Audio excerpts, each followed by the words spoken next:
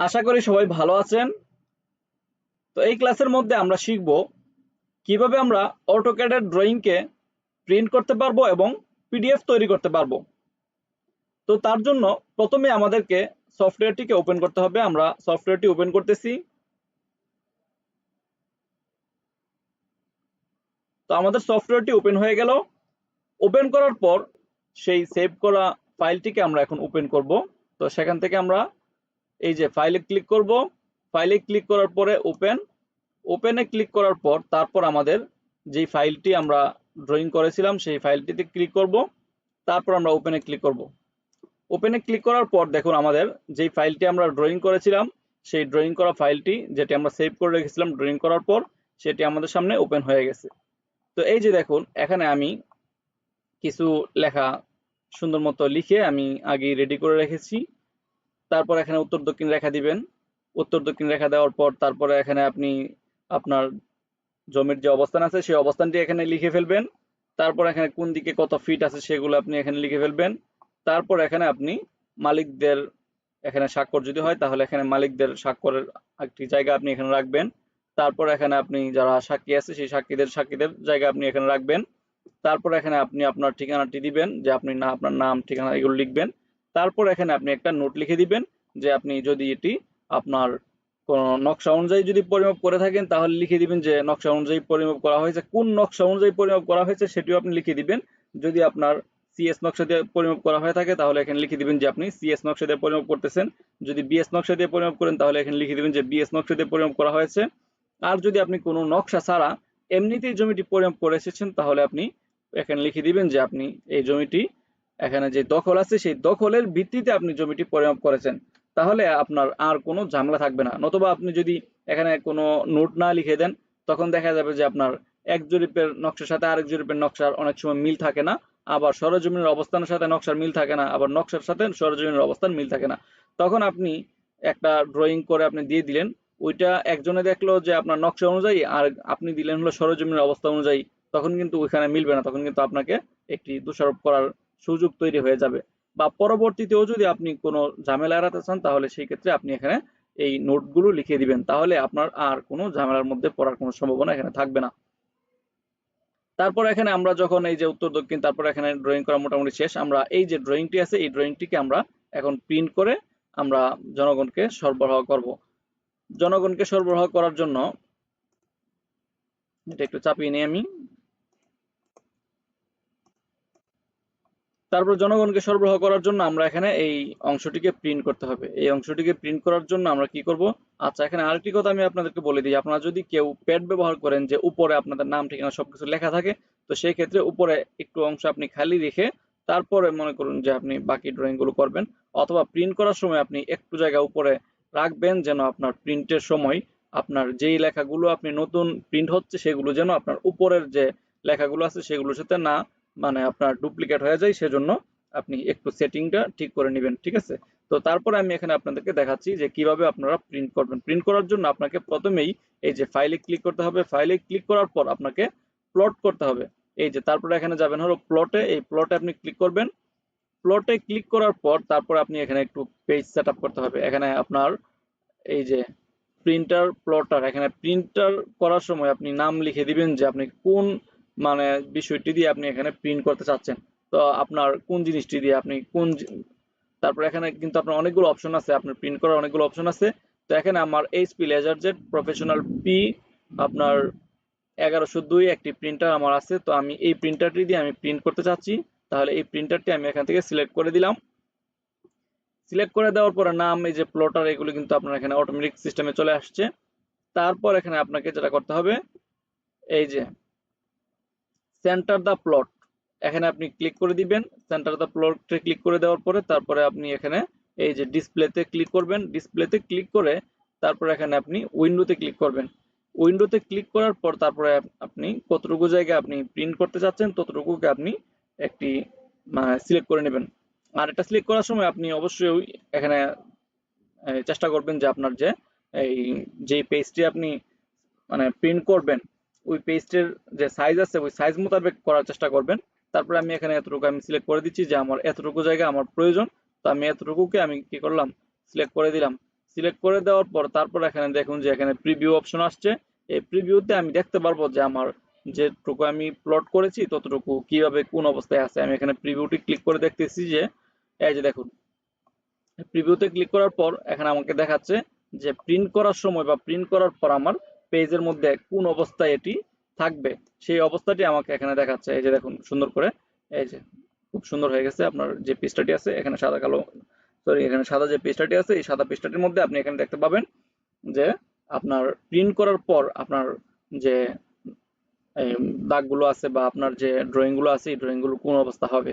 ঠিক আছে, তারপর এখান থেকে আমি এখানে ইন্টারে ক্লিক করলাম। ইন্টারে ক্লিক করে আমি ব্যাকে চলে গেলাম। ব্যাকে চলে গিয়ে আমি এখানে যদি আরেকটা কথা, এখানে কিন্তু আপনার লেটার সিলেক্ট করা আছে, পেপার সাইজ, আপনি পেপার সাইজ লেটার সিলেক্ট করা আছে। আমি এখান থেকে A4 এ ক্লিক করে দিব। A4 এ ক্লিক করে আবার আমি প্রিভিউতে ক্লিক করলাম। ক্লিক করে দেখুন যে আপনার পেজটা কোন অবস্থায় হবে এটা কিন্তু আপনি এখানে দেখতে পাচ্ছেন। তারপর এখানে ইন্টারে ক্লিক করবেন। ইন্টারে ক্লিক করার পর যদি আপনি ওকেতে ক্লিক করেন তারপর আপনার সরাসরি আপনার প্রিন্ট হয়ে যাবে। আরেকটু কথা এখানে বাকি রয়ে গেছে, সেটি হলো যে মনে করুন যে আপনি যতটুকু সিলেক্ট করেছেন ততটুকু আপনার এখানে কোনো দিক দিয়ে কোনো ত্রুটি আছে, তাহলে আপনি নতুন করে আবার সিলেক্ট করতে চাচ্ছেন, তো সেই ক্ষেত্রে আবার এই পাশে ডান পাশের যে আরেকটি উইন্ডো আছে এই ডান পাশের উইন্ডোতে আপনি ক্লিক করবেন। ক্লিক করার পরে যে দেখুন আপনি আগে কতটুকু সিলেক্ট করে রেখেছিলেন সেটি আপনাকে দেখাচ্ছে কালো কালার দিয়ে। আর এখন যদি আপনি নতুন করে আবার সিলেক্ট করতে চান সেই ক্ষেত্রে আপনি এখানে সিলেক্ট করার ক্ষেত্রে আপনার অনেকটাই সুবিধা হবে যে আপনি কতটুকু ছাড়বেন না ধরবেন ওইটা আপনার মানে এখানে করতে পারবেন। এই যে দেখুন আমি মনে করুন যে উপর দিক দিয়ে একটু আমি ছেড়ে দিলাম। ছেড়ে দিয়ে যদি আমি এখানে ড্রয়িংটা আমি সিলেক্ট করি তাহলে এই যে দেখুন আমি নিচের দিয়েও আমি একটু ছেড়ে দিই, ছেড়ে দিলাম, ছেড়ে দিয়ে আমি এখানে আবার নতুন করে সিলেক্ট করলাম। তারপর এখানে ক্লিক করে দিবেন। ক্লিক করে দেওয়ার পরে আপনি আবার এখানে প্রিভিউ দেখতে পারবেন যে এখানে কোন অবস্থায় এটি আবার প্রিন্ট হবে। তো তারপর এখানে আমি ইন্টারে ক্লিক করলাম। ইন্টারে ক্লিক করার পর আপনি এই যে বক্সটি আসবে এই বক্সটির মধ্যে আপনি যদি এখানে ওকেতে ক্লিক করেন, ক্লিক করলে আমি আমার যে প্রিন্টারটি আছে প্রিন্টারটি আমি চালু করছি। আমি হ্যাঁ আমার প্রিন্টারটি চালু হয়ে গেছে। তো আমি এখানে ওকেতে ক্লিক করার পর দেখবেন যে আমার এই যে পেজটি কিন্তু প্রিন্ট হয়ে যাবে। তো আমি এখানে ওকেতে ক্লিক করে দিচ্ছি।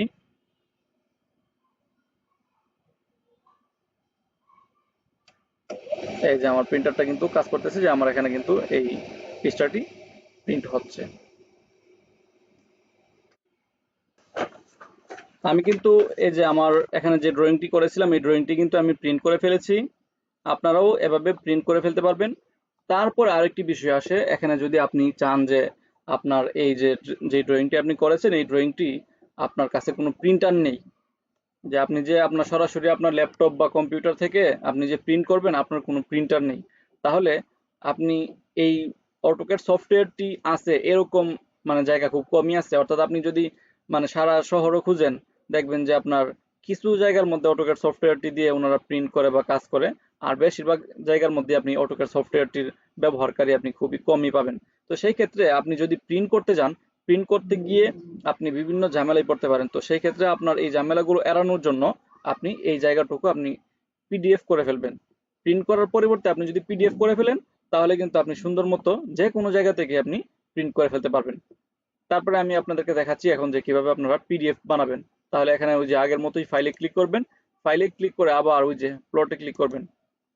প্লটে ক্লিক করার পর তারপর এখানে আপনি এই যে নেম প্রিন্টার প্লটার এখানের মধ্যে যে নেম আছে এই নেমের মধ্যে আপনি আগে তো আমি সিলেক্ট করেছিলাম আমার প্রিন্টার, এখন আপনি সিলেক্ট করবেন এই যে আপনার dwg2pdf.pc3। তো এটাতে আপনি ক্লিক করবেন। এটাতে ক্লিক করার পর তারপর এখানে আপনার যে পেপার সাইজ আছে সেই পেপার সাইজ এখানে অটোমেটিক যেটা আসছে ওইটাও হতে পারে, অথবা আপনি যদি নতুন কোনো পেপার সাইজ দিতে চান তো সেটাও হতে পারে, করতে পারবেন। আর তারপর এখান থেকে আপনি সেন্টারে ক্লিক করবেন, সেন্টারে ক্লিক করে দিবেন। আর তারপরে আপনি এখানে ডিসপ্লের মধ্যে গিয়ে উইন্ডোতে ক্লিক করবেন। উইন্ডোতে ক্লিক করে আপনি আপনার যতটুকু প্রয়োজন ততটুকু আপনি সিলেক্ট করে দিবেন। তো আমি এতটুকু আমার প্রয়োজন এতটুকু আমি সিলেক্ট করে দিলাম। সিলেক্ট করার পর তারপরে আমি এখান থেকে আগের মতো প্রিভিউ আমি দেখতে পাবো। দেখুন আমি কিন্তু আগের মতো প্রিভিউ কিন্তু আমি এখান থেকে দেখতে পাচ্ছি। ঠিক আছে, তো এই প্রিভিউটি কিন্তু আমাকে দেখাচ্ছে যে এটি কোন অবস্থায় হবে কি আশেপাশে সবকিছু কিন্তু আমি এখান থেকে দেখতে পাচ্ছি। ঠিক আছে, তারপর এখন যদি আমি এই অংশটি সেভ করতে চাই তাহলে এখান থেকে এন্টার দিব। এন্টার দেওয়ার পরে আমি এই যে ওকেতে ক্লিক করবেন। রিভিউ দেখা শেষ হওয়ার পরে আপনি এখানে যদি ওকেতে ক্লিক করেন, ওকেতে ক্লিক করলে এখন আপনাকে চাইবে যে আপনি আপনার কোন জায়গার মধ্যে আপনার এই যে ফাইলটি সেভ করতে চাচ্ছেন, অর্থাৎ পিডিএফ ফাইলটি এখন কোন জায়গার মধ্যে সেভ করতে চাচ্ছেন সেটি আপনি সেই জায়গার মধ্যে সেভ করতে পারবেন। তো আমি এখানে এই যে অটোক্যাড মডেল এখানে এই নাম দিয়ে আমি আগে সেভ করে রেখেছিলাম। আমি এখন মনে করুন যে নতুন একটি নাম আমি এখান থেকে দিচ্ছি, পিডিএফ। আচ্ছা, মনে করুন যে আমি একটি নাম এখানে দিয়ে দিই। তো এখানে আমার বাংলা ফন্ট সিলেক্ট করা আছে, আমি এখানে ফন্টটাকে চেঞ্জ করে ফেলি। এখান থেকে আমি দিতে পারবো পিডিএফ। আচ্ছা, এখানে পিডিজি দিলাম, অসুবিধা নেই, আমি একটা নাম এখানে দিয়ে দিলাম। দিয়ে আমি এখানে সেভ করে দিলাম। সেভ করে দেওয়ার পরে দেখুন আমারটি সেভ হয়ে গেল। সেভ হওয়ার পর এখন আমি কিন্তু এই যে আমার যে ডকুমেন্টস আছে সেই ডকুমেন্টস আমি যেখানে আমি ফাইলটি রেখেছি সেখানে আমি যাবো আর কি। এই যে আমি ডকুমেন্টসের মধ্যে আমি সেভ করে রেখেছিলাম। তো আমি এখানে পিডিজিআই, এখানে আমি এই যে ফাইলটি আমি দেখতে পাচ্ছি, এখানে আমি ক্লিক করার পর তারপর দেখুন যে এটি ওপেন হয়ে গেছে। এই যে পিডিএফ ফাইলটি কিন্তু এখানে ওপেন হয়ে গেছে। ঠিক আছে? তো এখান থেকে আপনি ইচ্ছা করলে প্রিন্ট দিতে পারবেন। প্রিন্ট দিলে আপনি যে কোনো জায়গা থেকে আপনি এই কাজটি করতে পারবেন বা প্রিন্ট দিতে পারবেন। তাহলে দেখা যাবে যে আপনার এই যে প্রিন্ট দেওয়ার যে একটা ঝামেলা, এই প্রিন্ট দেওয়ার ঝামেলাটা থেকে আপনি মুক্ত থাকতে পারবেন। যদি আপনি এই পিডিএফ না করেন তাহলে আপনি সরাসরি প্রিন্ট দিতে গেলে হয়তো আপনার নিজের প্রিন্টার থাকতে হবে, নতুবা আপনি এমন জায়গা থেকে প্রিন্ট দিতে হবে যেখানে আপনার অটোক্যাড সফটওয়্যারটি দিয়ে ওনারা কাজ করে। আচ্ছা, তো আমি এখান থেকে এটি আপনার ডিলিট করে দিলাম, কেটে দিলাম আমি। আচ্ছা, যাই হোক, তো তারপর এখানে আরো একটি বিষয়, আমি আপনাদেরকে দেখাই। যদি আপনি ফটোশপ ওপেন করেন, ফটোশপে গিয়ে আমি আমি এখানে আগে একটি কাজ আমার ছিল, আমি ওটা মনে করেন যে ডিলিট করে দিই। আচ্ছা, আমি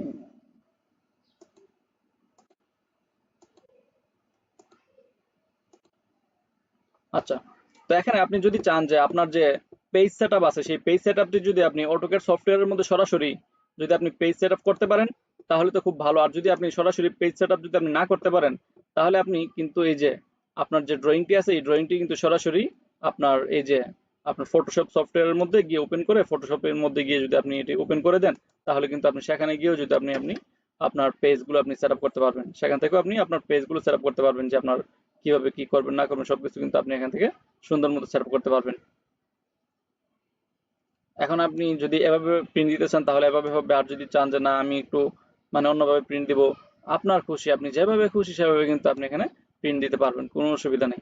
আপনি চাইলে সরাসরি অটোক্যাড থেকেও আপনি প্রিন্ট দিতে পারবেন, অথবা পিডিএফ বানানোর পরে আপনি চাইলে এই যে আপনার যে এই ফটোশপ যে সফটওয়্যার আছে সেই ফটোশপ থেকেও আপনি এখানে এই কাজগুলো করতে পারবেন। এখানে যে পেজ সেটআপের যে কাজটি আছে সেই পেজ সেটআপের কাজটি আপনি এখান থেকে করতে পারবেন। তো এখানে যদি আমি এই যে পেজ সেটআপ করে ফেললাম, পেজ সেটআপ করে আপনি এখান থেকে আবার জেপিজি বানিয়ে ফেলতে পারবেন, অথবা পিডিএফ রাখতে পারবেন, সবটাই আপনি এখানে করতে পারবেন। পিডিএফও রাখতে পারবেন, অথবা আপনি এখান থেকে জেপিজি সরাসরি আপনি করে ফেলতে পারবেন। এখান থেকে আপনি কিন্তু এই যে সেভ এসে ক্লিক করে আপনি কিন্তু এখানে জেপিজি তৈরি করে ফেলতে পারবেন। এখন কিন্তু আপনি এখান থেকে যে কোনো ফাইল এখানে তৈরি করতে পারবেন। জেপিজি বানাইলে জেপিজিও এখান থেকে আপনি এটা বানাতে পারবেন। ঠিক আছে? তো এই সিস্টেম মতো আছে। আমি এখানে জেপিজি বানিয়ে আমি আপনাদেরকে দেখাই। আচ্ছা, জেপিজি আমি এখানে সেভ করে দিলাম। ওকে, হ্যাঁ, ওকে, আমার কিন্তু জেপিজি কিন্তু হয়ে গেছে। এই যে দেখুন,